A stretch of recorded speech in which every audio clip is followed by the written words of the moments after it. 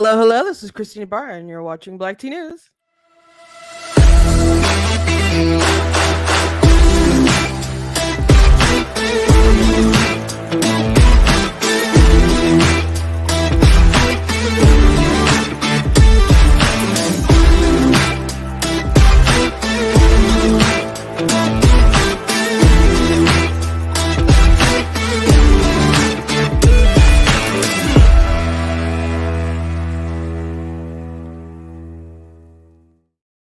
Hello, hello. Welcome to Black Tea News. I'm your host, Christina Barr, and today we're going to be talking about an interesting report that I saw the other day, but I wanted to share with you guys about how the RNC has some particular rules set up for their debates that a lot of people aren't going to be meeting. Now, if you're like Team Trump, Team DeSantis, they'll be fine. But I don't know if you're really holding out for like Perry Johnson or something. I don't think it's gonna work out for you. But there's a lot of people who have announced that maybe have looked like they're hitting 1% in other polls, but they have some thresholds that we're not all aware of that are going to be really, really difficult for other people to meet. So we'll talk about that. Also, I went ahead and I watched that full interview with Jim Caviezel and Tim Ballard with Jordan Peterson. My sister had told me like, oh yeah, they had talked. Over 1 million people have watched the interview on YouTube. It's really good. There's so many good things in it. I want to talk about it a little bit today, but then things just started to autoplay related to Jim Caviezel and Tim Ballard, and I found this interview right before the movie had even begun to film, and I want to show a segment from that interview. The Jordan Peterson interview had some pretty profound things, amazing things about Tim Ballard's wife that didn't make the cut in the movie or the script in the movie, whatever. But man, what a profound woman, and some things that she laid before her husband that gave him the courage to really do what he does. And I didn't realize that Glenn Beck was really the one who really like pushed and financed him. Tony Robbins has given him a lot of money and stuff too, biggest donor. But Glenn Beck, he's just um a really, really extraordinary guy, really extraordinary guy. So we'll be talking about that and some other things as well. But before we jump into everything, I'm going to encourage you guys to go to blackteennews.com, check out different content on the website, different videos, etc. If you like what I do here, please consider leaving a donation at blackteennews.com/donate, cost of stream, and on my website and all that good stuff. So if you can support, it's very much appreciated, whether it's give to $10, $20 or more. It does help further what we want to do here. So very much appreciated. Again, thank you guys for being in the chat, and those of you who watch it back later. You can send super chats also if you want, no pressure. But if you like, I just want to let you know that I am still monetized for however long that lasts. But we're going to be hopeful that it lasts a long time. But if you're watching on Facebook, you can send stars as well. But again, if you want to donate, you can just go to the website to do that. You can also check out different merchandise that we have at the store. Like I have my book, of course, God is Blatantly Against Abortion, that is available on Amazon. You can find the links and all the info though at blackteennews.com. It's like the landing page right now still. So you'll be able to find lots of information. You'll be able to find different merchandise like this Trump 2024 Make Crack Whack Again shirt, which is so funny. We talked yesterday about the Hunter Biden possibility that it's his dope, which it's in a baggie. They can check for fingerprints. Allegedly, they're going to check for fingerprints. I don't know if that will or won't go through. And frankly, I don't know why they wouldn't. Maybe well, I don't know, just because someone's president doesn't mean the Secret Service will like hide the information if it came out to be Hunter Biden's pot and his well, I'm sorry, not pot, cocaine, and his fingerprints were on it. Maybe they'd reveal that to us, maybe they wouldn't. Who knows? But I didn't even make this shirt recently. I've been had this shirt made, and if you're wondering why, it's because a story came out about Biden administration buying like drug kits or something, and there was like allegedly crack pipes in them. And so if you Google it or something, you'll find like stuff debunking or whatever. But if you go back in it, some of the debunking stuff just kind of quoted people from the White House, but other people who they had talked to before had said like there was stuff in it. So it's I don't know what to it's kind of murky or whatever, but I had made this shirt when that story happened, so it's kind of unrelated to the Hunter Biden stuff, but it's funny. My sister was watching yesterday. She said I when I showed this shirt, she bought Hollard. So you guys can check out other merch and stuff that we have, at the website as well. So check all that out. Also, I want to say that if you're in the Michigan area, and you don't have to be from Michigan to support in any kind of way, but the Briner Michigan PAC helps to raise funds for the fallen and wounded soldiers fund, and so 97% of all the money that they raise goes directly to veterans in need and their families. So we have an event that we put on every year, and it raises a lot of money for them. We're doing pretty good with fundraising. We like to raise more. So if you can support, I very much appreciate it. I did post some stuff about the event on my socials, so you guys can find that. So go please check that out. I'm about to like pull up a little post that I did that has a flyer, so you guys can see it.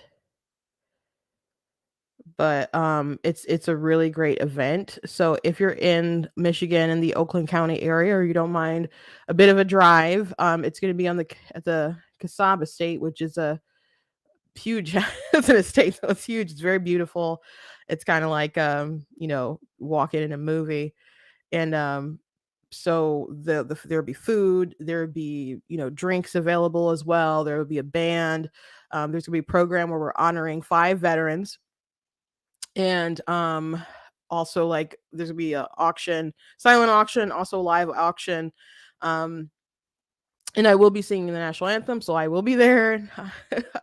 And so if anyone recognizes me, feel free to I'm a little awkward. So please feel free to say hello if you want to go ahead and come. So if you would like to come, you still can come. So get your tickets while you can. And if you can't go, please consider going ahead to that link that's there, the Cheddar Up, the Fallen and Wounded page, Cheddar Up, and going to donate. And if you go to the post on my YouTube and on other places where I have it, or follow that QR code, it should take you to the page. So if you would like to donate, you guys can do that. So they do really good work. As I said, 97% of the money that they raise goes to veterans. So they really helped a lot of people, great people in need, and they've honored a lot of really tremendous people. So if you can support, please support. It's well worth supporting. There's a lot of charities that are great, and they do take a lot. They invest so much back into those who have given so much for us. So I also want to share this story. I'm gonna try to do a YouTube short about it, a TikTok short. I don't know if I can, but there's a video circulating around. A libs of TikTok shared it, but and I went to go find it on TikTok. The person who made it, um it looked like she put a lot of her videos that were controversial in her friends only view, or made them private.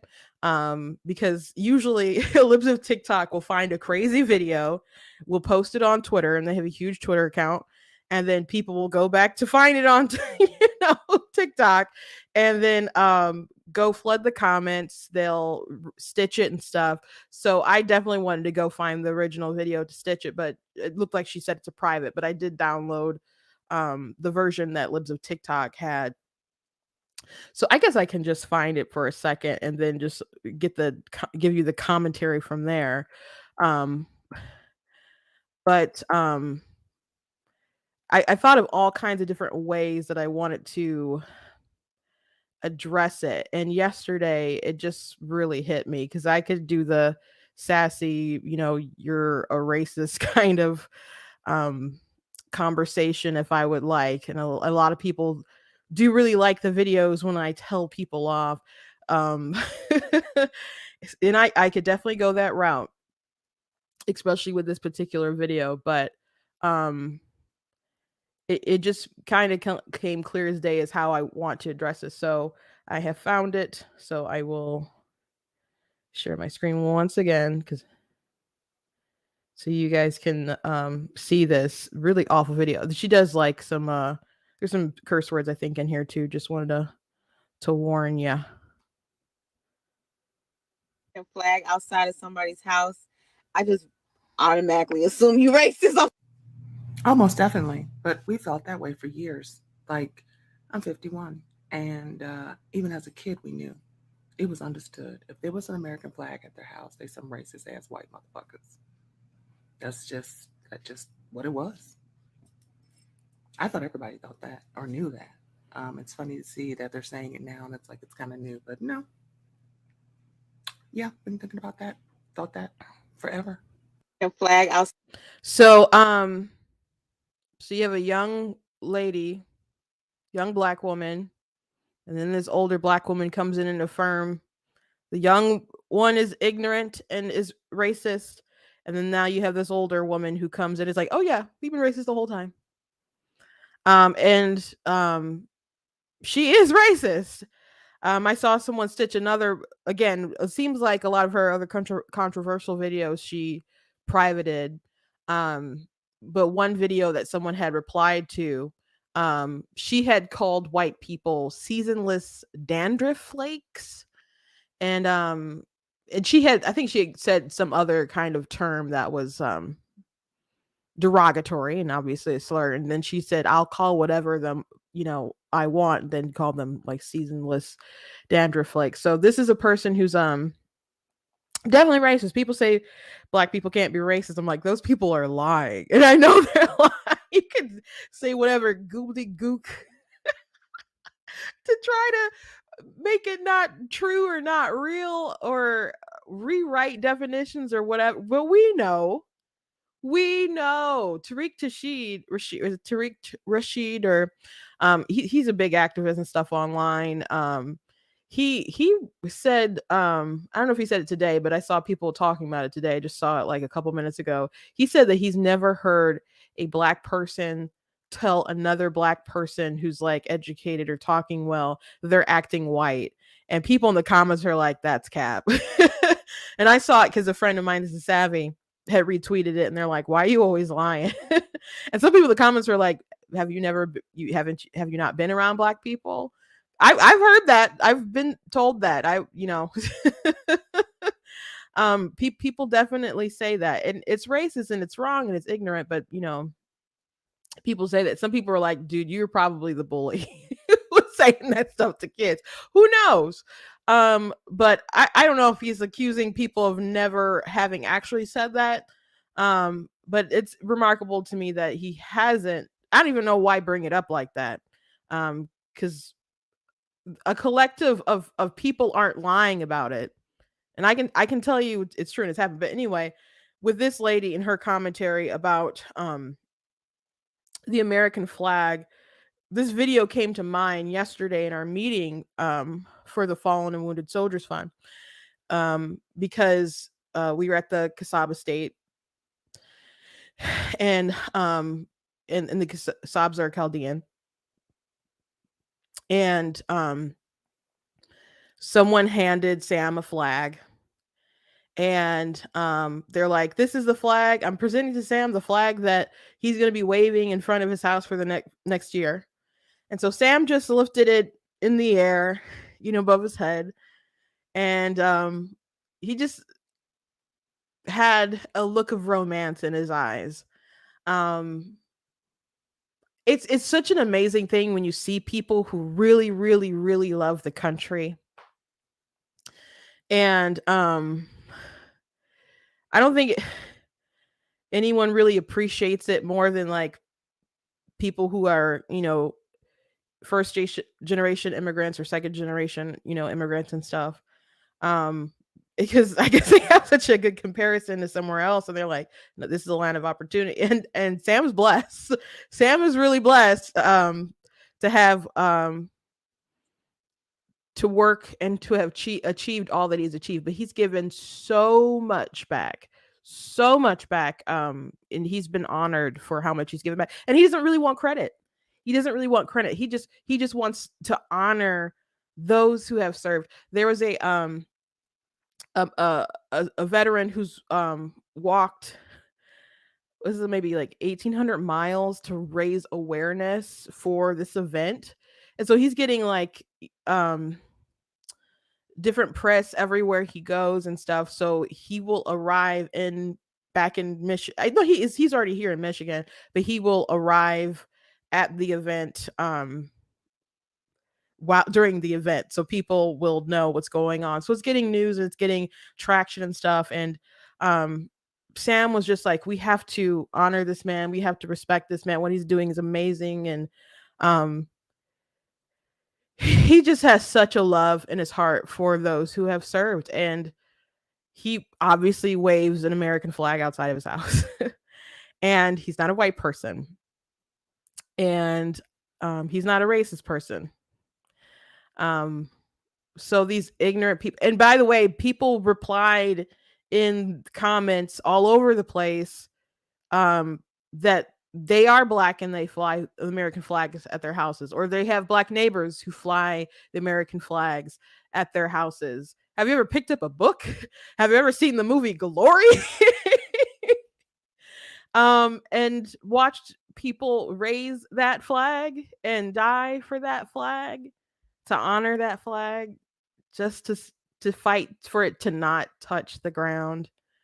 It If you don't like the country, that's one thing. That it's you know I don't know what has made these people so bitter and so angry. If it's earned or not. And I'd wager probably not. So not the amount of malevolence that she attributes to other people, that can't be justified. um it shows it's tragic to be that bitter.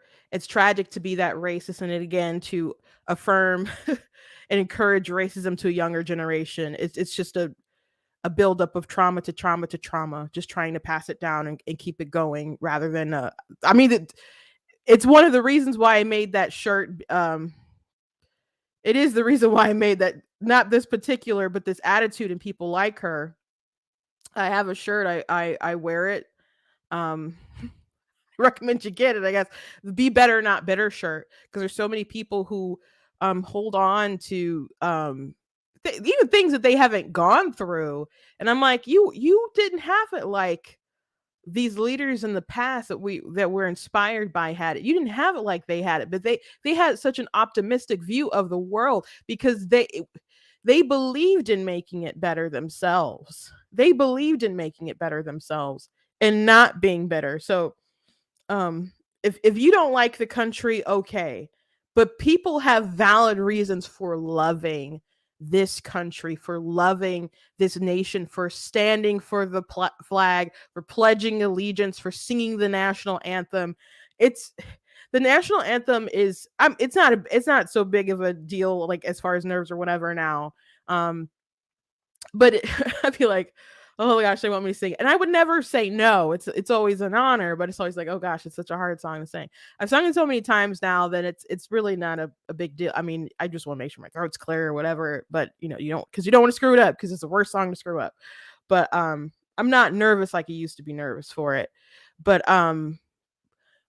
it's always incredible, and I'm not trying to toot my horn or whatever. But when I sing the song, and people come up to thank me for singing the song, and when they have tears in their eyes after I sing the song, and when veterans come up to thank me for singing the song, for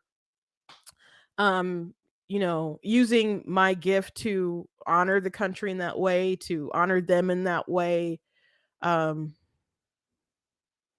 it's really a blessing to be able to do that, especially to people um who sacrifice so much, or were willing to sacrifice so much. So again, you don't have to like the country, but people have valid reasons for loving this nation, for standing by this nation, for flying the flags in their homes. And you don't have to be white to do it, and you don't have to be racist to do it.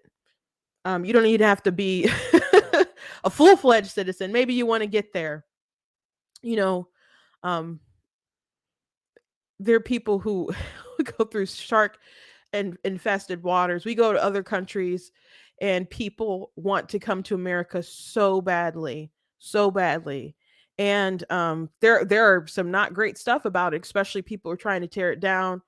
I heard a terrible story today. We'll get to it later, but if we if there's things that you don't like about this country, you should work to fix it, not try to like destroy everything and build it into your dystopian little fantasy.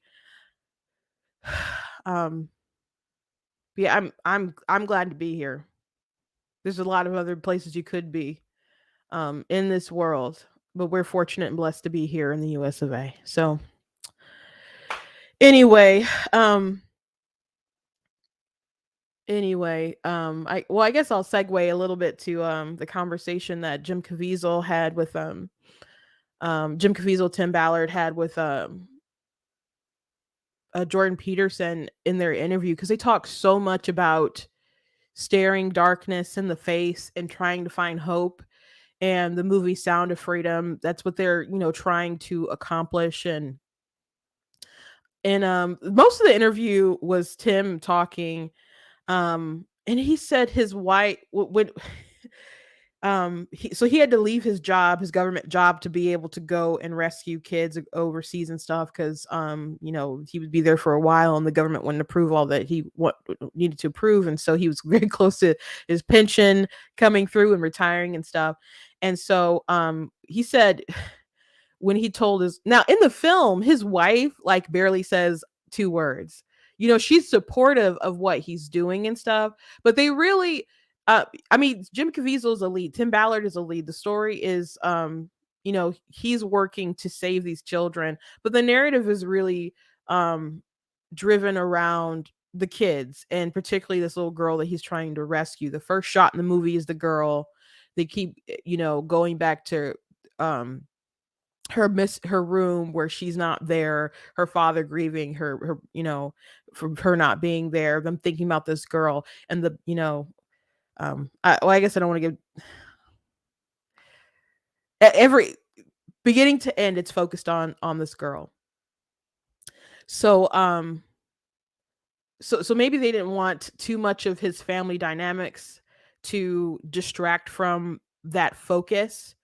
But it sounds like she drove so much his decision to do what he did. And so she asked him to do like a visualization exercise, and she's like, okay, well, tell me what you see or whatever. And he said he saw like well, there's retirement, like that's the sunny kind of road, that's the easy path. There's flowers and sunshine and all the you know he's laying out on a beach and all those things. And like, okay, well, what is this path going, to go rescue these kids? And he says it's like dark, it's dreary, there's spiders and cobwebs and all these like dark and terrible things.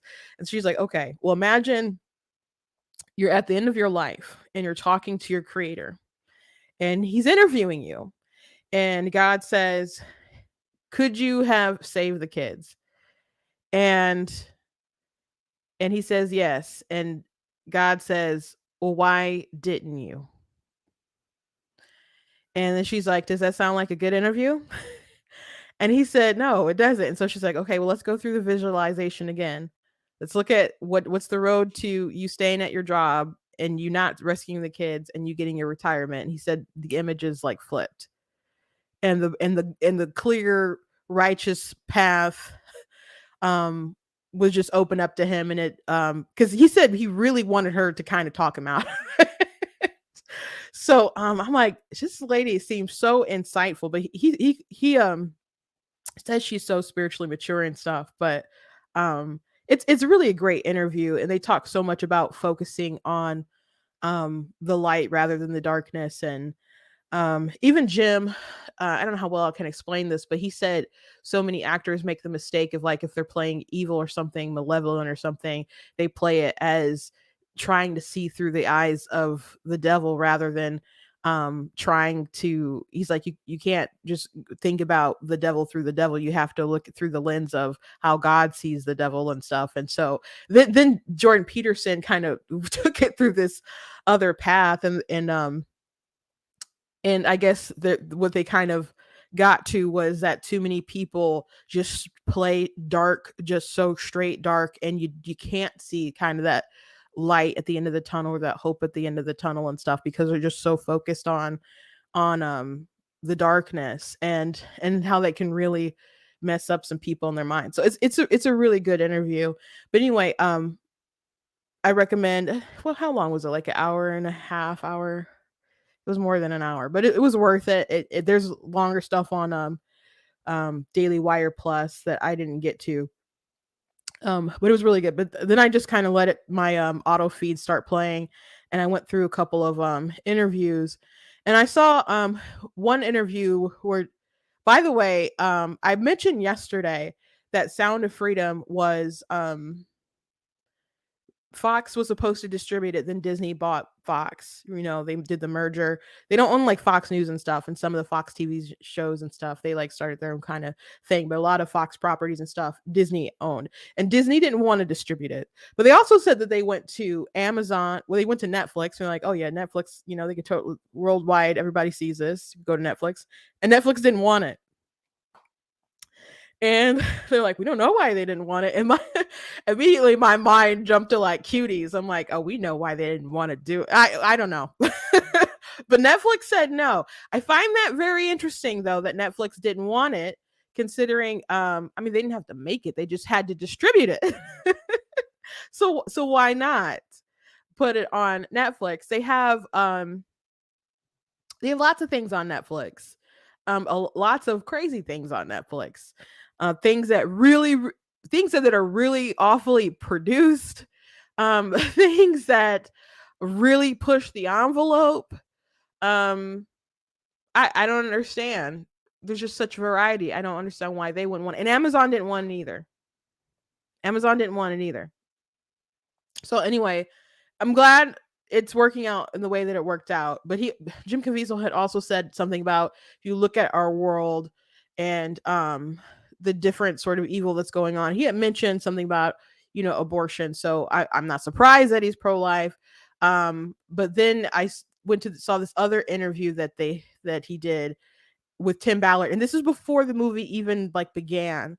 So he tells a story. He talks a lot in this interview about the Passion of Christ and the things that he went through, and I knew a lot of the things that he went through while making the film. um but if you haven't heard him talk about it, I'm not going to play that section of this interview.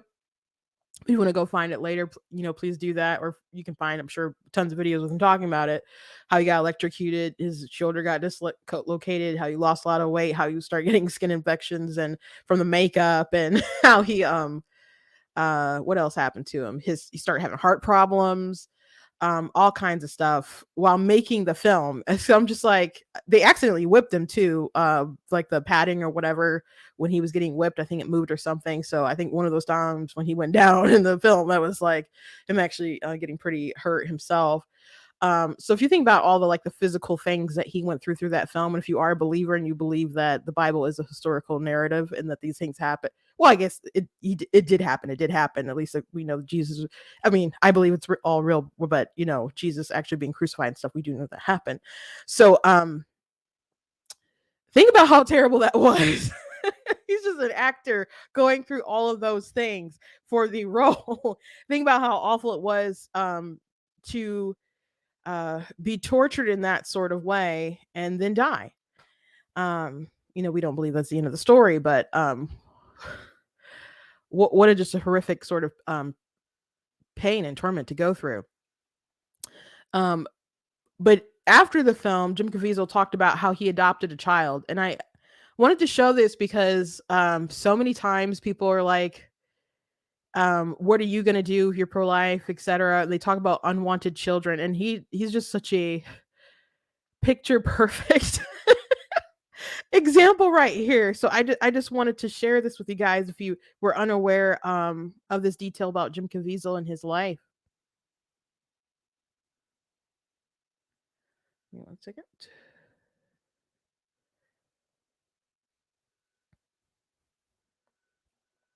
if you went back uh, years ago when I was making the choice to be an actor, I almost never became an actor. I almost never married my beautiful wife of 22 years.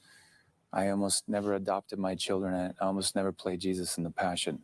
All of them were tough decisions to make, but they were the right decisions to make. And after the Passion, my wife and I adopted a little boy who had a brain tumor. And we didn't know the outcome. We didn't know if it would be good or bad. We went back to China to get him.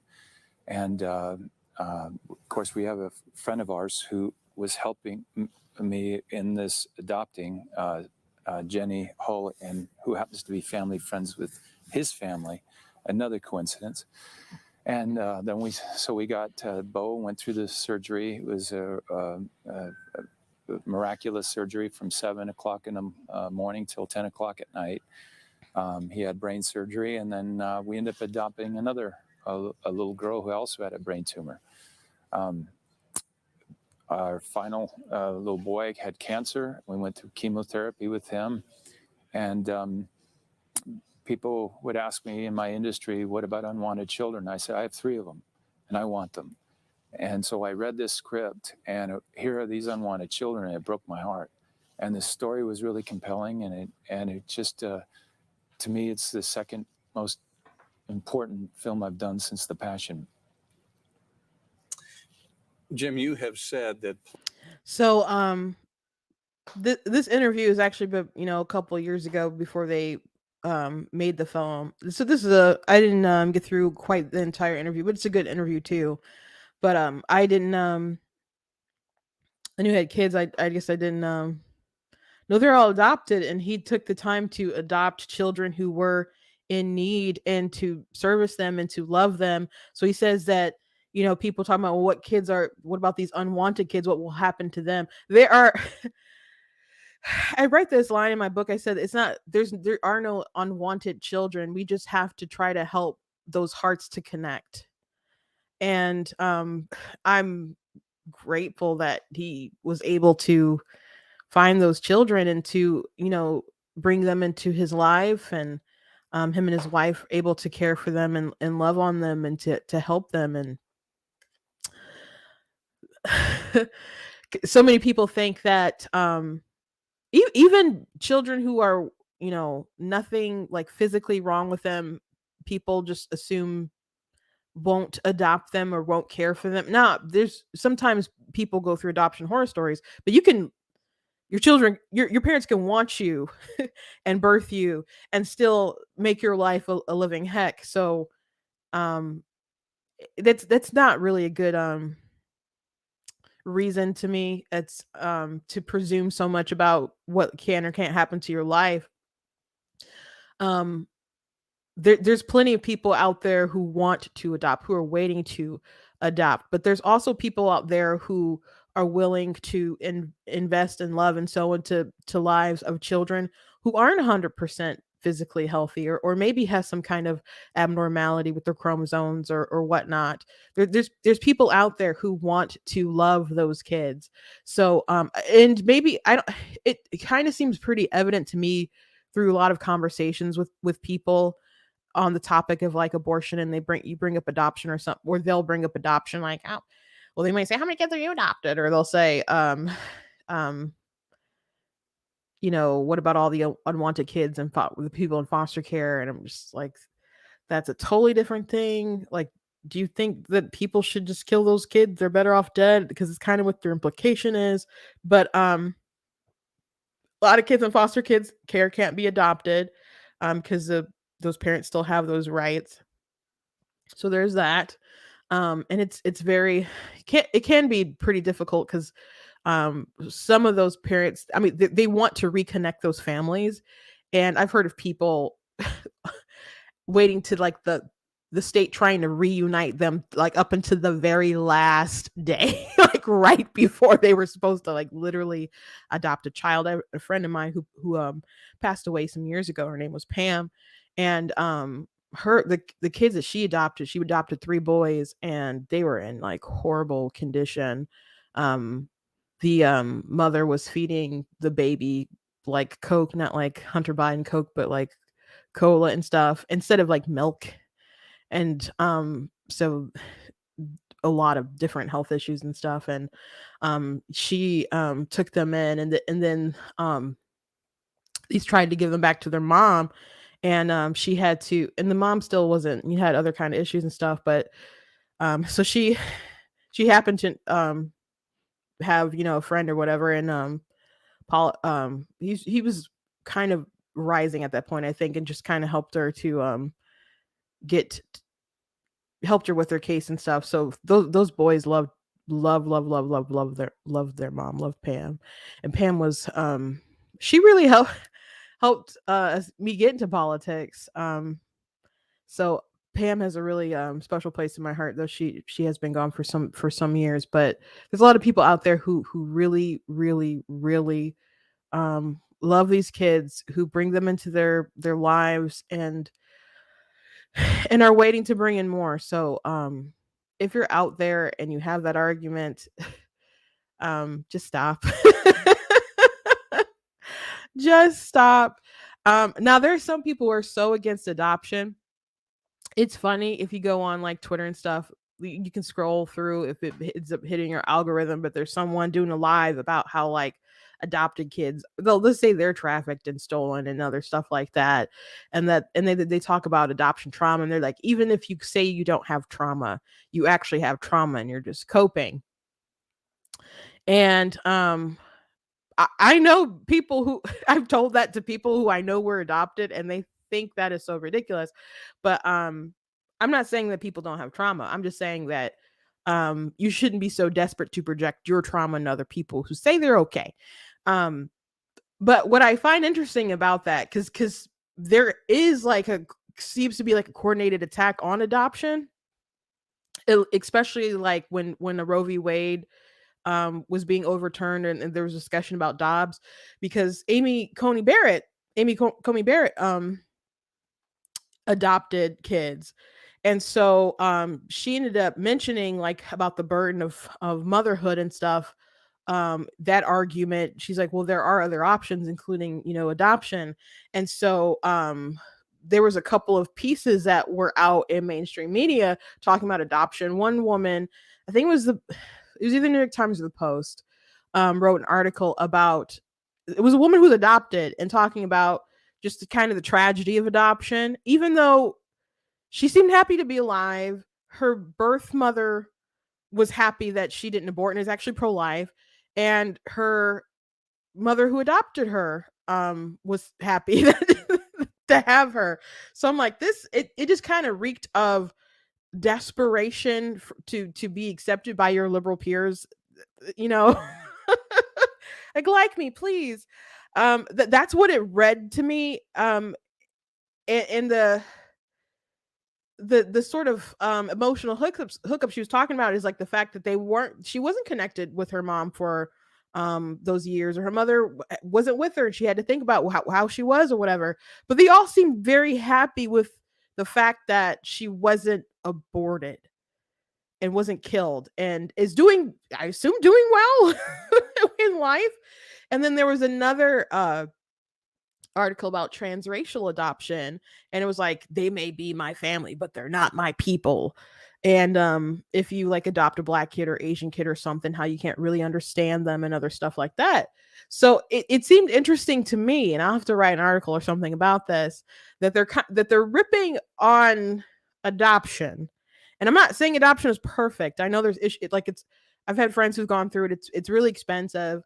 I mean, I think when you kind of get it's expensive. There's not a lot of kids out there. There's more people waiting to adopt than parents available. It seems when you meet someone who is expecting and they pick you, things kind of seem to get sped up a bit. But I don't know, but that's just kind of my process from the outside looking in, and in knowing some people have gone through it. But if that's so bad, if adoption is bad, why aren't these same people expect if it's traumatic for these children to be separated from their birth mothers, then why aren't we talking more about surrogacy? Especially when it comes to like gay men. I, it kind of seems like the elephant in the room if that's their route that they're going, because what they'll have an egg donor, and then they'll have the egg donor and put the embryo in another woman, because they're trying to separate as much legal claim as possible. So they don't want the egg donor and the person who actually has a child to be the same person, because they're trying to sever as many ties as possible. So, you know, she won't have a leg to stand on if she changes her mind or something. So, the woman has the baby, and then when it's over, they take that baby from that woman, that baby who's recognized that woman's voice as she's talked and sung or whatever, and they give it to whoever. It can be, not a gay couple or whatever, but you see these pictures of these dudes on like Pete Buttigieg, like on the bed holding the baby with Chastain. It's like, is it Chastain or Chasten, or I don't know, his husband, and it's like, you guys, it didn't come out of you. I don't think you guys are tired. Or even women who was it Khloe Kardashian talked about how it was kind of weird to bond with her child after surrogacy, and she felt bad because they took that baby and they gave it to her, and it didn't come out of her. And now I know this is a tough subject for. I mean, I have people who who I know, friends who were surrogates and stuff, but there are some horror stories out there, and I just don't feel that it's ethical to purposely create a child for them not to be with the mother or the father, but particularly I think like to purposely create them to be without their family. Like, life doesn't happen perfectly. So if you are adopted, or I'm not saying that families can only be one way, so please don't misunderstand me. But the purposeful action to bring someone into this world to not have their mother is just sick to me. So it's amazing to me that we're not having those conversations if people think adoption is so awful. If you have a situation where young woman, maybe she was on birth control, didn't want to have the baby's coming, she can't take care of it, and she decides to choose life, but she just still feels that she can't be the mother, and she does a very hard thing, and she puts her child up for adoption. That's life happening and trying to make the best out of that situation.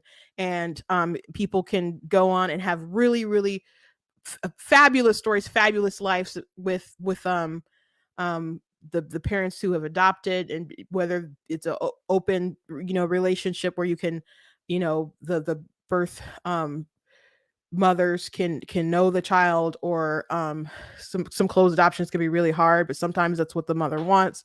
That can be really hard for the child, but you try to make arrangements for life as it happens.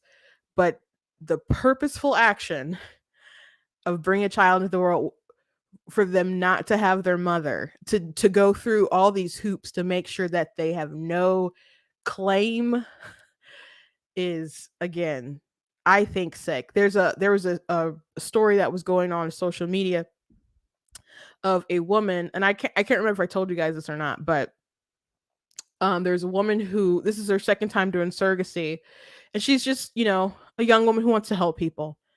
And so she was a surrogate for these two gay men, and about week 24, she found out that she had cancer, and really aggressive cancer, and she needed to get treatment, but she wanted to try to help this baby live. So she wanted to find a hospital that would induce the labor at 24 weeks, and they could try to save the baby. The couple didn't want to have to pay for any extra medical stuff. They didn't want to risk that child having any sort of long term health effects from being born early. So they wanted her to abort the child. And she didn't want to do that. And so she wanted to find a hospital that would do that. And they said, we just wanted, no, they're like, what? No, we don't want medical care. We just want a death certificate. So she ended up finding a hospital that would induce the labor, but the baby didn't end up surviving, sadly. And I'm assuming just because maybe they couldn't preserve the life. I mean, you can live at 24 weeks. That is due. You can live about 22 weeks, I think, is the earliest. Um, or we're super close to 22, but I think it's 22. And as technology increases, gets better and better and better, I suppose we'll get earlier and earlier. But it's still, not a guarantee. Um, Kids are not accessories to your life. Once you are a parent, you pour so much of your heart and your soul into them, and they bring you joy. They can bring you misery as well. But they bring you so much joy. You know, Watching my nieces and my nephews, oh my gosh. They're just such a joy. And I know they bring so much joy to their parents. Even at times when it was really hard, for all kinds of different reasons, but man, it's worth raising kids. But they're not for your solely for your pleasure or ego and stuff. So that's it's just really sick again. But if you have that mentality to bring them into the world, every child deserves a mother and the father. That's they both do they not both need that DNA to get there from the mother and the child. I mean the mother and the father to make that child.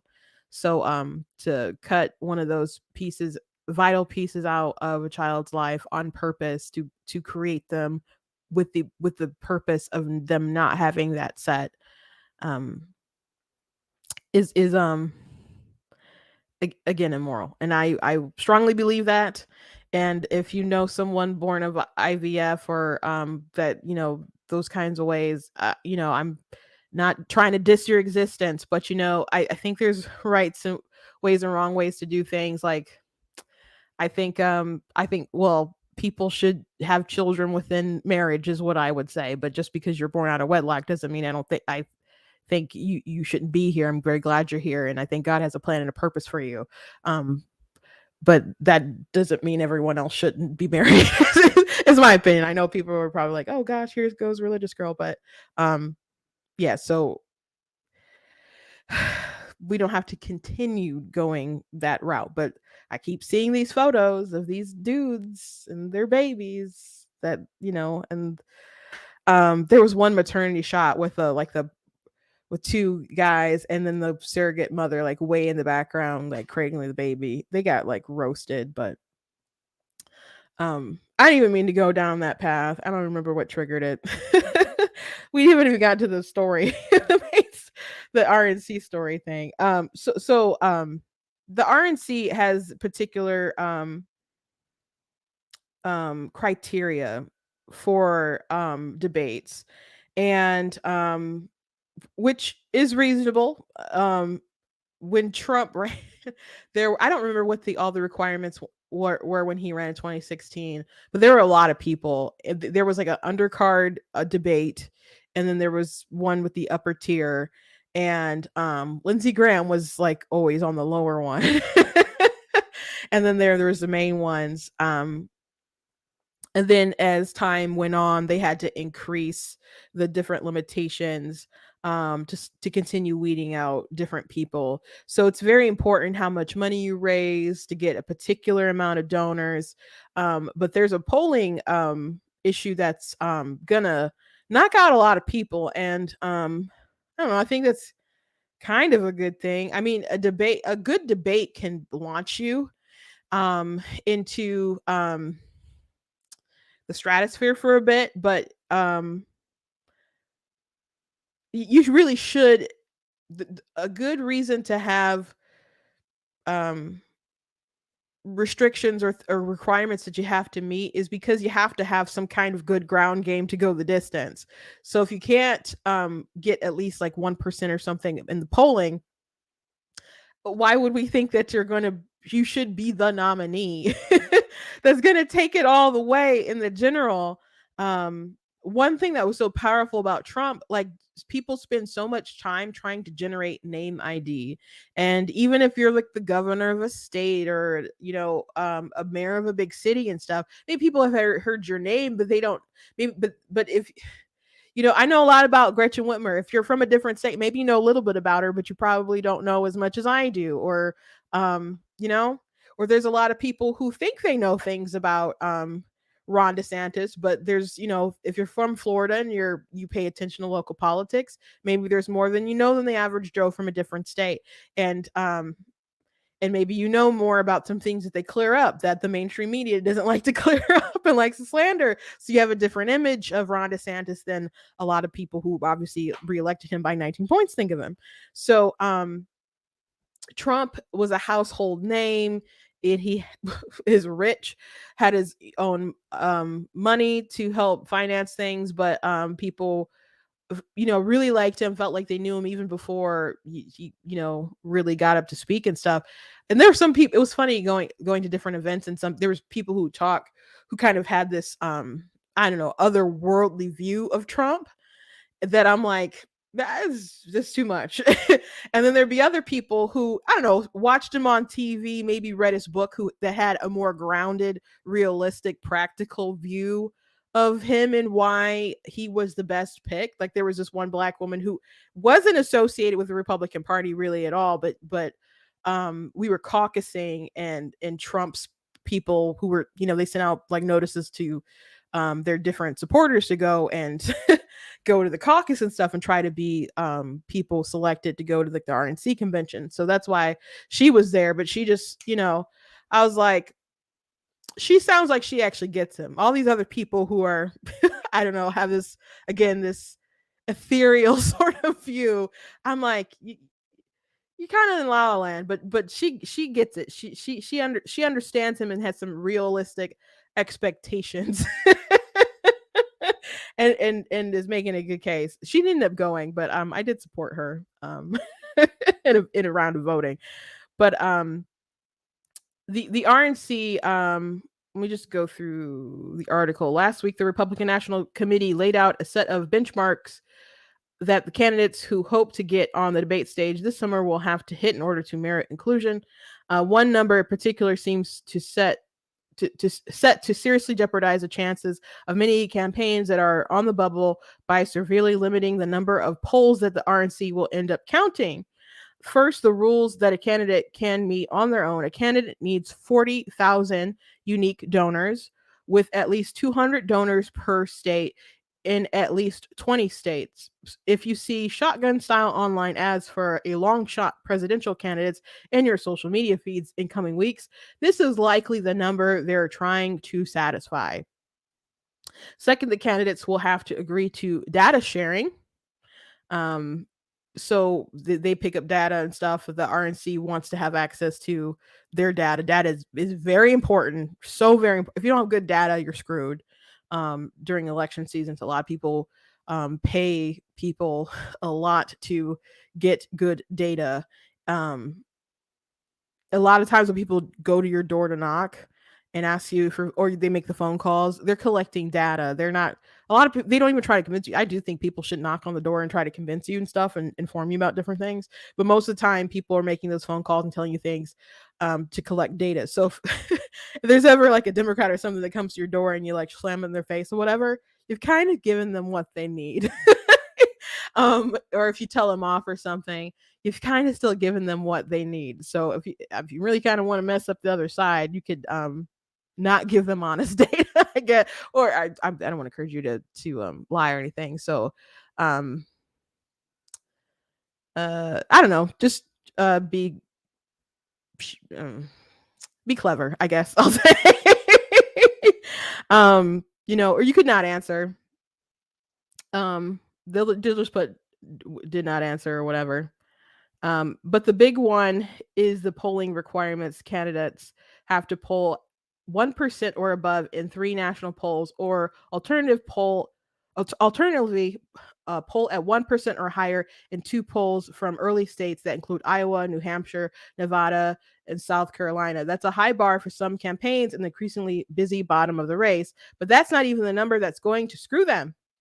The number that has election analysts scratching their head is that only surveys that count are surveys that have at least 800 registered likely Republican voters, which is going to be a problem because that's a very large amount of voters, and very few polls are hitting that right now. So, when they say like very few, they mean like 12. So, a standard poll they said has like 1,500 voters. But it's hard if you ask everyone, hey, are you, a voter or whatever? Not all of those people in the 1,500 are going to be Republican. Um, like, when Gallup asked in 2021, 29% of voters said they were Democrats and 27 said that they were Republicans. And the balance was, people saying they're independent, whether they lean a particular way or not. But if you're going to find Republican voters for the poll, you're going to have to really, really up your number of people who are participating in the poll to get that threshold of 800. So, there may be polls that your favorite is showing or something, but the RNC is not going to care or not going to count that if they're not polling at that number. Now, is this something that maybe one of your favorites is going to have to worry about, like if you're really pro Trump or you're really pro DeSantis or something? No, they're fine. They're going to meet those. They're going to be on the debate stage or whatever. Well, DeSantis said he will be at the debate stage regardless if Trump is there or not. We'll see if Trump shows up. He likes to talk trash to folks. But eventually he stopped going to debates during 2016. He went to a few, and he's like, "Oh, they're being unfair and stuff," and he stopped going. I mean, I guess he didn't really need. I guess he obviously proved he didn't need to keep going to them. They had a lot. They had too many. I thought. I didn't think that they were too mean to him though. I didn't. I thought Fox News said some really out of pocket things to other people. Like Rand Paul. I'll never forget kind of how they treated Rand Paul. They're like, "How do you feel about Ted Cruz basically being the successor to your dad's legacy?" I'm like, like what a rude question, bro. Like, what the heck? I'm like, who did where'd you get these questions from? Did you go to like a black school and say, "Hey, we need to play the dozens with these folks. Can you help us write some material?" I thought that was so rude. Why phrase it that way? Why? And who feels like that? So many people like Rand Paul, like Ted, was doing really good in the primaries, but why you gotta do Rand Paul like that? Oh my gosh. So no, I didn't think they were being particularly mean to Trump. I not really. I thought some of the things they asked were not unreasonable things to ask, but were they particularly mean to him? I don't think so. I don't think so. But people did eventually like I don't know. They'd have strategies of make people double teaming this person or double teaming this person. So I don't know if Trump's gonna feel like it's worth it or whatever to just kind of get ragged on by like everybody else. But I don't think everyone would just rag on Trump, even though he's obviously the biggest one that you need to take out, because some people might just be in the race to kind of just be on the ticket with them at some point, whether it's VP or I think maybe there's some people maybe interested in that spot or interested in getting back in the White House or whatever. I don't know. Because there's some people who aren't going hard like they might as well ought to go now. If you want to be the number one guy, you got to defeat the number one guy. So yeah, they're gonna have a rough time with meeting that 1% if they don't get a poll that will have them up. So like even there's some stuff with like Chris Christie might have a hard time. Like Vivek and Haley and um Pence and stuff, will probably be able to make it and stuff. I I wonder how that would be with Trump and Pence on the debate stage and what kind of things they'll say to each other. I don't know. I don't. If I had to guess, I would think maybe Trump doesn't show up. Another requirement that the RNC is having for their debates. I don't think I said this yet or not. I thought maybe this was the beginning of the article, but you have to pledge support to the eventual nominee. And I don't know if Trump will make that pledge. So I think maybe that's another. And I don't think someone's word is good enough. I think you have to have something that is on paper that is binding, that there'll be either very big fine, something that you can take someone to court with, I guess. Because Trump has like flirted with the idea of still running if he's not the person, which I think would be awful. If he decided to do that, just just beyond awful. Not just because it would make Republicans lose. I think as far as like just kind of a slimy move, it would be awful. So I really hope that doesn't end up happening. If he doesn't end up taking the win, which he's we talked, was it Monday, Tuesday, maybe, about DeSantis and his team and some things that I didn't like, that and how they're fumbling. It's still early. I know like Candace Owens went on a rant about basically DeSantis's team is done. It's people said the same about other campaigns as well. So I don't think he's done, but I think they need to figure some stuff out. Certainly. But I don't think Trump is going to agree to support the candidate and just sit back if he loses. So if I had to guess, I don't think that he's going to be at the debate. So you guys can let me know what you think. He is way ahead, so he doesn't necessarily need to make that commitment to even go to the debate, to be subject to all of their berating. But at the same time, I assume this is like a mostly pro-Trump group or whatever. Do you think it's kind of a cop out to not go to the debate?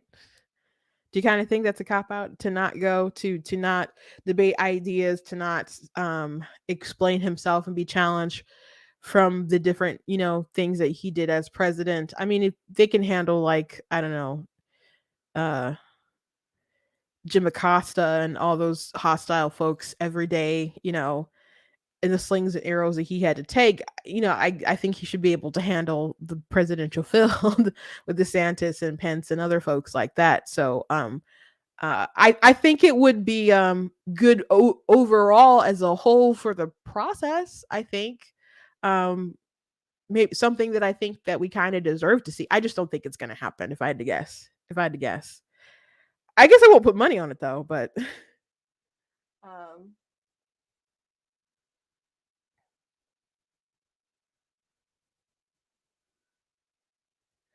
not a cop out. People are saying it's smart not to go. Now, if you guys think it's smart not to go, do you feel that way about other people? Like, let's say, because there were people during this debate season that just decided not to debate, like Katie Hobbs didn't debate.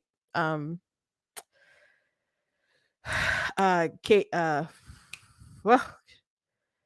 blanking on her name. In Arizona.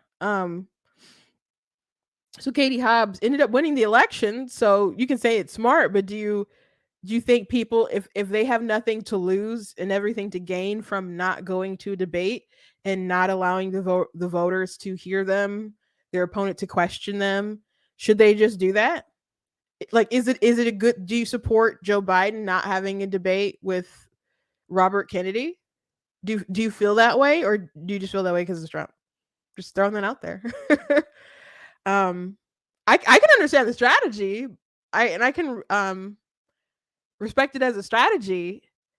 But I'm asking, like, as a voter. Now, if you're a voter who wants him to win and not give him any sort of space to be hit or whatever, I get that. But do you feel that that people just shouldn't debate anymore? especially if they feel they have nothing to lose.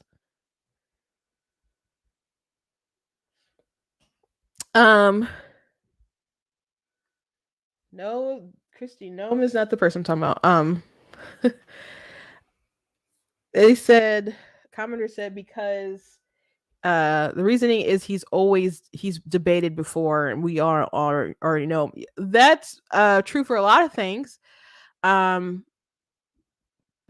that still doesn't mean that he can't be questioned on some of the things that he's done. He did not run the pandemic perfectly. Like, there could be some questions about how much was spent during like the CARES Act and um other things like that, or shutting down the country for so long, and criticizing some other states.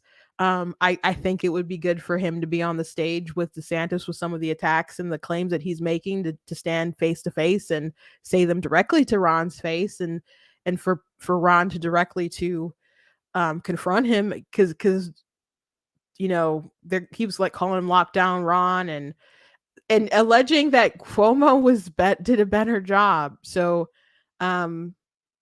why shouldn't Trump have to go on the debate stage and have that conversation face to face with DeSantis?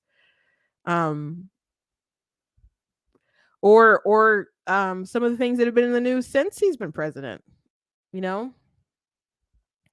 Like Nick Fuentes being in the White House, and Kanye West, and people aren't gonna mention things like that. I can understand him not wanting those conversations, but if the argument is that we all know what he'd say or whatever. I mean, we know what he's done, but the question is, what does he plans? What does he plan to do? Because Trump does benefit from people pushing back, though, and getting feedback from stuff. Because 2016, he shifted a lot of narratives and a lot of things to be like, oh gosh, I thought this is what they wanted. That sounds wrong now. Let me kind of shift that. It was very much in flux. His campaign shifted a lot. He had 3 different campaign managers. So him being unchallenged, I don't think is a good thing. I think he did better because people pushed back and he made adjustments. So I think we deserve to see him punch somebody in the face, like figuratively, not literally. I think the conversation would be good. I understand him not doing it, and I don't think he will. I don't think he will.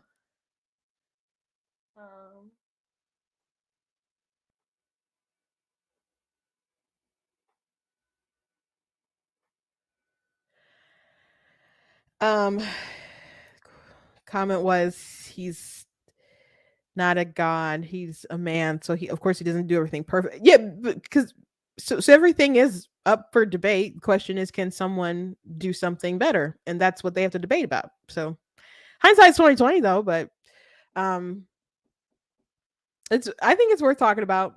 Again, I don't think he's gonna do it. If anything, to not make that pledge. And if the RNC doesn't actually like nail people down to some kind of like signed agreement that they can, I don't know, have some kind of big fine and take them to court and sue for damages or something, like, I don't know. Have them pay something like and automatic donation into the RNC or something. That's something I guess they could do. In Michigan, for certain candidates for certain races, convention races and stuff, you had to donate a certain amount of money into the Michigan Republican Party, and that money would go into the fund of the person who won or whatever. And that was a way to kind of weed out non-serious people, because sometimes people just kind of run and not really run. I think it was also a way to kind of weed out not the best of candidates, but at least that was the idea, I think, behind it. Anyway, last thing I want to say, though I think you guys, interesting conversation. is that CNN ran an article the other day about children who are have been born in Texas. There's been an extra 10,000 people born since the heartbeat bill. And I just thought it was such a funny way for them to kind of praise it. I mean, because they didn't say this amount of oh, sorry. Um, so the headline is a strict abortion law that took effect in Texas in 2021 may have led to nearly 10,000 more births than expected in the last 9 months of 2022, according to research published in the journal JAMA. So, I don't know what the end game is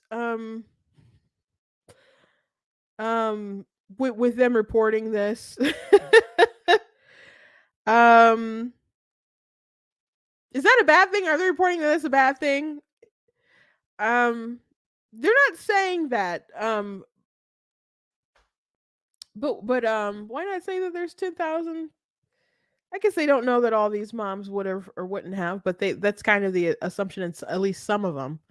And there has been reporting of women who were turned away because of the heartbeat bill in Texas. And um like there's a particular woman who had twins and turned her whole life around, came up with like a life plan because her boyfriend was like, kind of I mean, he had a job at like a taco place or something, but he liked going to skate park. And she wanted to get her real estate license, and her dream was to, I don't know, go to Hawaii and swim with the dolphins or something.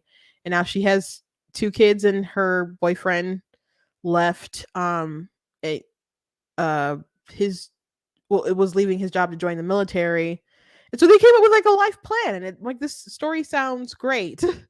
And they're just and it was funny watching people on the left be like, "Oh my gosh." Like they're set up for poverty for life or something. And like this is an awful thing when she's talking about how she loves her twins and they loves her babies, and and she feels judged. Like sometimes she said when she struggled with with her stroller or getting in and out of places or whatever, she thinks that people are kind of judging her, and she's like determined to prove them wrong. And I'm like, it's too bad that she has all these kind of internalized feelings. But the feelings that she has are obviously being projected from people from the left who feel that she's just in a doomed situation. And I talk about the story in my book. Of course, God is blatantly against abortion, because it was amazing how the left's perspective of it was, and the right's perspective was, it's great that they're alive. It's great that these children, help these two young adults, to start to reform their lives in a more kind of positive perspective or whatever, and stuff. How it shifted, her boyfriend to making a career and other things like that. And she could still, get a real estate license and other things like that. But um it was amazing, the stark difference. If you ever want to go on Twitter and look up the story, the headline, the person who posted it, and just read just read the threads. It's pretty wild, people's different perspective of that situation. So I think it's a good thing that if the implication is that because we have abortion bans, that more babies are being born, especially since a lot of those are disproportionately minorities. And people always talk about how racism doesn't exist because Black people don't possess the institutional power. And I'm like, would we have more institutional power if we weren't killing off our population? Something to think about. Anyway, thank you guys for joining me today. Please go to blacktnews.com. Check out different merchandise at the store that you may really like to get. Like I already showed this one earlier, the Be Better Not Better. I also have like the I'm Not the Victim You're Looking For shirt, so you guys can check that out. Also, I have different books that I've written, like my book Slay Your Fear, How to Overcome a Spirit of Fear. You can just search my name on Amazon, Christina Elbar. That's Christina with a CH. Obviously there you can see in the photo. But so that's one of my nonfiction books. I have two nonfiction books, so that's one of them. And this is of course, Guys Blatantly Gets Abortion, my other nonfiction book, and the rest of my books are fiction that I have. I have 17 published total.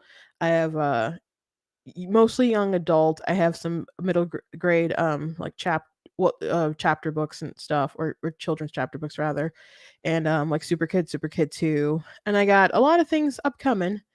Um, I'm hoping to go back to Motor City if you're in the Metro Detroit area. I did send in my application and stuff, so we'll see how that process goes. It's always jam packed, so I don't anticipate any issues or whatever. But um, maybe somewhere near you sometime soon. Who knows? Thank you guys for joining me. I hope you guys enjoy your weekend. Again, if you would like to support blackteennews.com, you can go to the website, hit that donate button, and whether it's a gift of $20 or more or less, whatever you can do, it's so appreciated. It costs to stream and run my website and all sorts of things. So if you can support with that overhead, it's always a blessing when someone does pitching in that kind of way. So thank you so much. Thank you guys for watching live, for being in the chat, for contributing to the conversation. It's very much appreciated. I enjoy your guys' commentary. I assume you guys like my commentary. And I appreciate you guys talking to each other as well. I know I'm seeing all your comments across the different apps on the program I'm looking at. That's why it costs a stream, because I'm using like a program. But there's people on Facebook, there's people on YouTube, and occasionally Twitch. But I don't have a. My sister uses Twitch a lot to paint, like live paint and stuff. She does it across different platforms, but she mentioned that she was really close to the affiliate program, and I'm like, "Oh, I stream every day on Twitch." She's like, "You do?" And so she went to my Twitch page, and then she just started critiquing me. And she's like, "You need to." I mean, wasn't critical, but she was, just saying like, "You need to do this and that and this thing." And she's like, "I don't see your videos." I'm like, "Don't they just kind of disappear?" And she's like, "No." So I don't know what I don't have set up. So that's something I have to work out with Tina. But yeah, I do stream on Twitch too, but occasionally someone will pop in and they kind of won't know what's going on, and they'll dip out. So I have not reached political Twitch. I am on Twitch though. I'm also on what? Someone, oh, Tina's watching on Twitch today.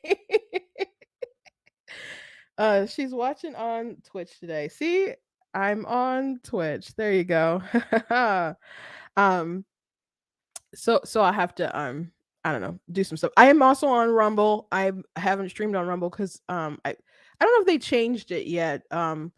But you have to have a certain amount of subscribers to stream for free, and I haven't reached that threshold. So go ahead and go to the Rumble, and I promise I will post some more things on Rumble. And I'm also on Twitter and Instagram and TikTok. So if you're watching on Facebook and YouTube, all the links are in the description. So please go follow and go to the website, and also pop in your emails at the website so you guys know what's going on, be up to date with events and new articles and videos and interviews and whatnot.